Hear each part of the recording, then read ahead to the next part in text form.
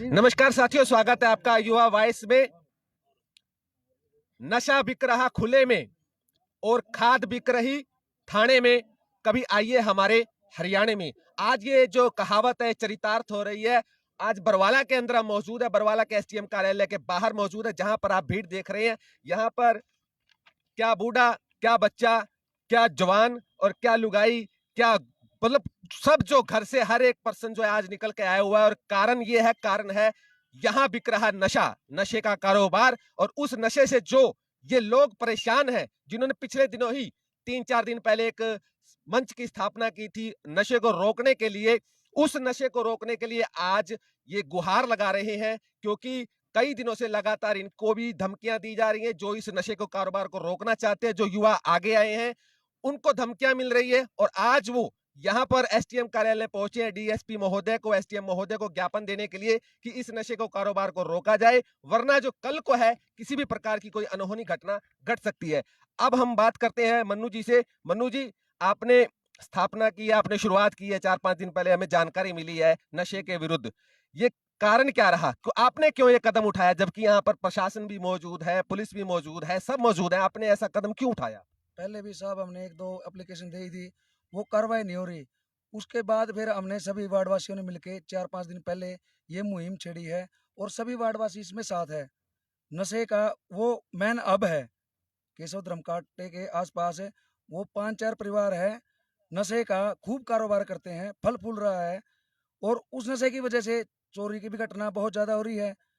और आते जाते बच्चों के साथ भी छेड़छाड़, क्योंकि स्कूल है देखो घर से 2 किलोमीटर दूर है, माँ बाप छोड़ने नहीं आएंगे। नशे की हालत में उनके साथ भी छेड़छाड़ करते हैं। हम सभी पहले कल 10:30 बजे हमने एसएचओ साहब को भी रिपोर्ट दी है। आज हम एसडीएम साहब को भी ज्ञापन देंगे और डीएसपी साहब के साथ भी बात हुई है, वहाँ भी ज्ञापन देंगे।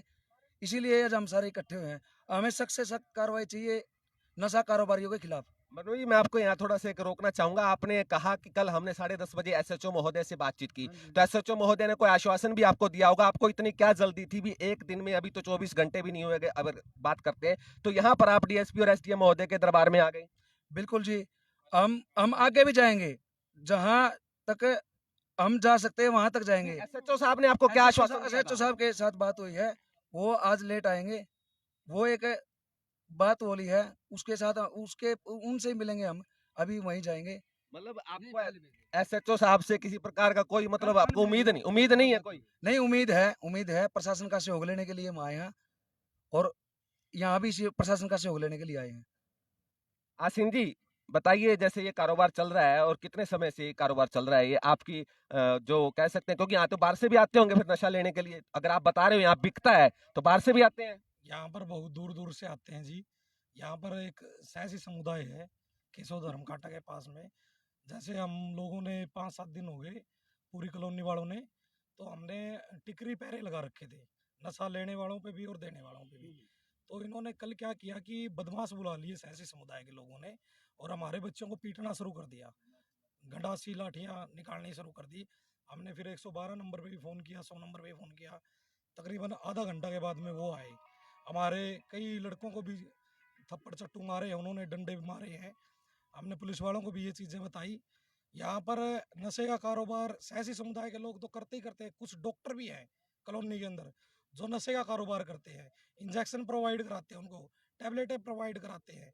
ठीक, ये जितने डॉक्टर बैठे हैं और जितने ये बैठे हैं ये काम करने वाले, ये बंद होने चाहिए, यही हमारी मांग है। नहीं, आपने जो मुहिम छेड़ी थी, उस मुहिम का आपको समर्थन कितना मिला, अगर लोकल स्तर पे लोगों की बात करें तो? उस मुहिम का हमें भरपूर समर्थन मिल रहा है। हर घर से बंदा आता है वो पहरे पे। जितनी भी बस्ती के जितने भी बंदे हैं जो कारोबार करते हैं, उनके अलावा हर घर से एक बंदा या औरत आते हैं, पहरा देते हैं। बहुत बढ़िया रिस्पांस मिल रहा है जी। नशे के खिलाफ मेरी कॉलोनी पूरी खड़ी हुई है। आसिन जी, हम आपके पास आएंगे। भाई, यहाँ पे सोन जी भी हैं हमारे साथ, सोनलाल खेदर जी। सोनलाल जी, ये व्यापार जो हो रहा है यहाँ पे बरवाला के नजदीकी क्षेत्र में रहने वाले हैं और काफी समय से आप यहाँ पे अपनी प्रैक्टिस भी कर रहे हैं, तो आपको क्या लगता है जो ये कारोबार है, ये किस हद तक जो है जड़ें जमा चुका है? ये तो देखिए, कारोबार पहले तो ये थे मुंबई और बड़े बड़े शहरों के नशे थे, जो ये चिट्टा और स्मैक है। और आज हमारे ग्रामीण क्षेत्र में, मैं गांव से आता हूं, आपको पता ही है, हमारे ग्रामीण क्षेत्र के लोग मैं देखता हूँ बरवाड़ा के अंदर समैक और चिट्टे के लेने आते हैं, क्योंकि जो बाजारों बड़े शहरों के नशे थे वो गांव के अंदर बस्तियों के अंदर घुस चुके हैं। और उसको घुसाने वाले कौन है? घुसाने वाले बड़े लोग इसके पीछे, नशे के पीछे। तो जो बड़े बड़े तस्कर है उनके पीछे छोटे तस्कर है, छोटे के ऊपर छोटे तस्कर है। कोई कार्रवाई नहीं है। सभी को पता है नाक के नीचे एसडीएम ऑफिस कोई ज्यादा नहीं, डीएसपी ऑफिस कोई ज्यादा दूर नहीं है, वार्ड नंबर 14 कोई ज्यादा दूर नहीं है। सरेआम नशा बिकता है, सरेआम वहां पर गलियों के अंदर महिलाएं, बुजुर्ग, बड़े छोटा सभी। एक मंडी होती है ना, जैसे भाई सब्जी मंडी है। यानी आप ये आरोप लगा रहे हैं सीधा सीधा भी यहाँ का जो प्रशासनिक अमला है, और अगर हम बात करते हैं पुलिस भी है, वो भी उनके साथ मिली हुई है। इसमें कोई दो राय नहीं है, कोई दो राय नहीं है। बिल्कुल बिल्कुल मिला हुआ है। आपके पास कोई सबूत भी है या आप हवा में तीर छोड़ रहे हो? हवा में 3-4 बार हम पुलिस प्रशासन से बात करके गए यहाँ, और डीएसपी साहब ने, हम पीछे भी आए थे, डीएसपी साहब ने यही आश्वासन दिया, ये बोले था कि आप मेरे को एक बार बताओ और सारे मिलकर एक बार बोल दो कि भाई नशा हो रहा है और बिक रहा है वहाँ पे। तो आज पूरी कॉलोनी इकट्ठी है, ये सारे युवाओं का जोश आपने देख भी लिया।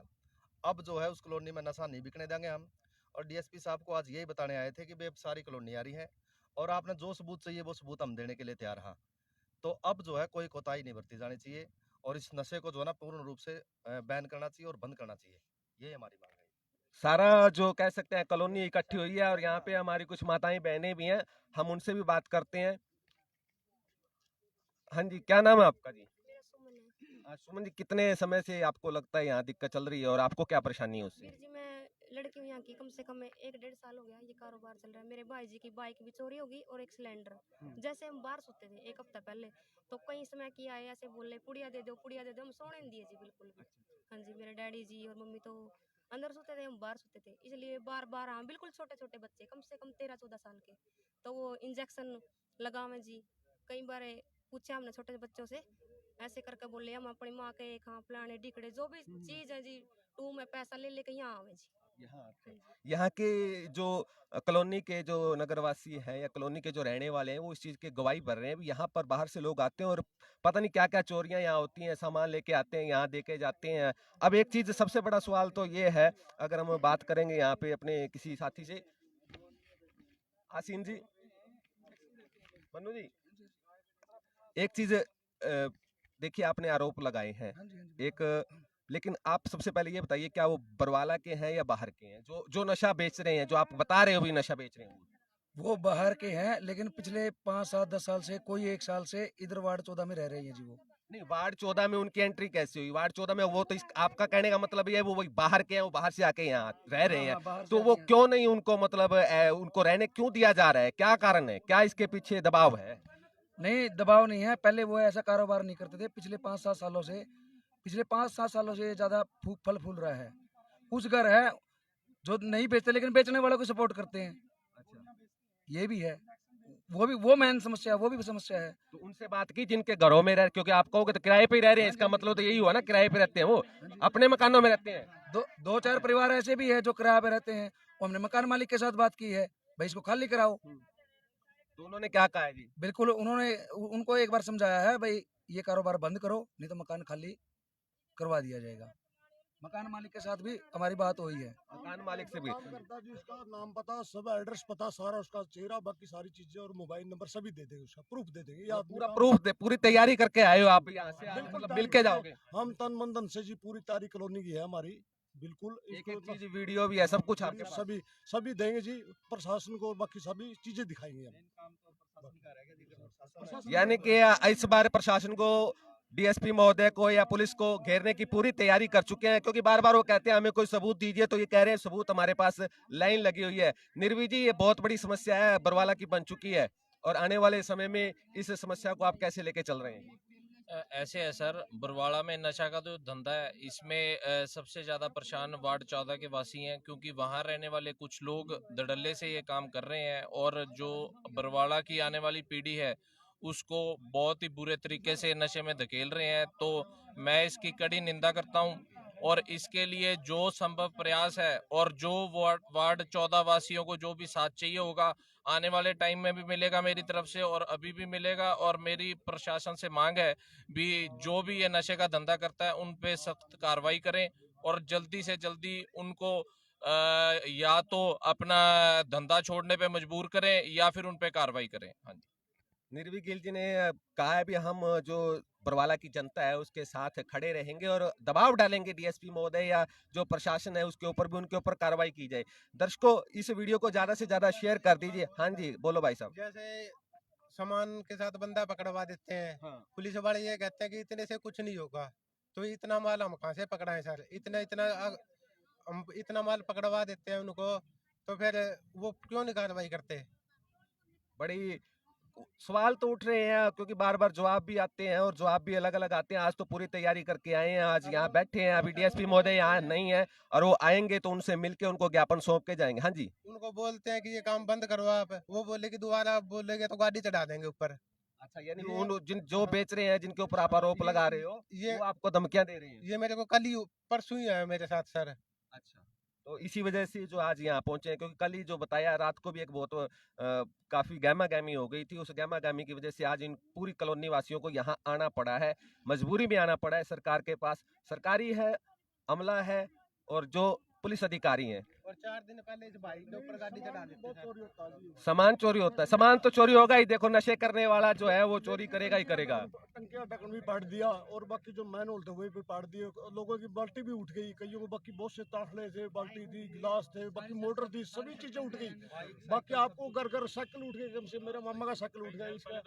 हाँ, तो बच्चे को मार पिटाई हो, बहुत जबरदस्त सिस्टम होता है। और बाकी रहने के लिए बिल्कुल, बाहर निकलने के लिए तंग है, बिल्कुल बिल्कुल बिल्कुल बिल्कुल तंग है। हाँ जी जी, हमारा अम्मी सामी घर है जो पुड़िया ले आते हैं, नु कहा ताई पुड़िया दे दे। मैं नुको मैं पुड़िया बेच दी दुखू के मैं प्रदेशन लुगाई है जदू रांड नू कहावेगी मेरे को, नू बोले तेरी फोड़ दूंगी फलानी दिकड़ी, बोले मारे कस्टमर रोका है तो। एक मिनट जी, मेरा इसका लड़का सर 40-45 हजार रुपए तनख्वाह लेता था, रेलवे में नौकरी करता था, लगा है जी। ठीक है। और इनके सामने नशे का कारोबार है, सारा वो आदी हो बर्बाद गया कर इस दिया। चीज का, ठीक। वो नौकरी भी छूट गई है सर। एक ही लड़का सर, लड़के की शादी करी थी वो भी टूट गई है, बहू ठीक। भी जी अब वो आपके घर लड़का चल गई। क्या करे? ये बताओ हम प्रदेशन लुगाई हम क्या करूं? मैंने माँ बेटी हन में, मेरी जवान छोरी बैठी है। देखो जी, एक बिन्ना रहते हैं, आते हैं किराए पे रहते हैं। ऐ जी की कोठी नहीं है, ऐसी ऐसी कोठी बनाते हैं वे।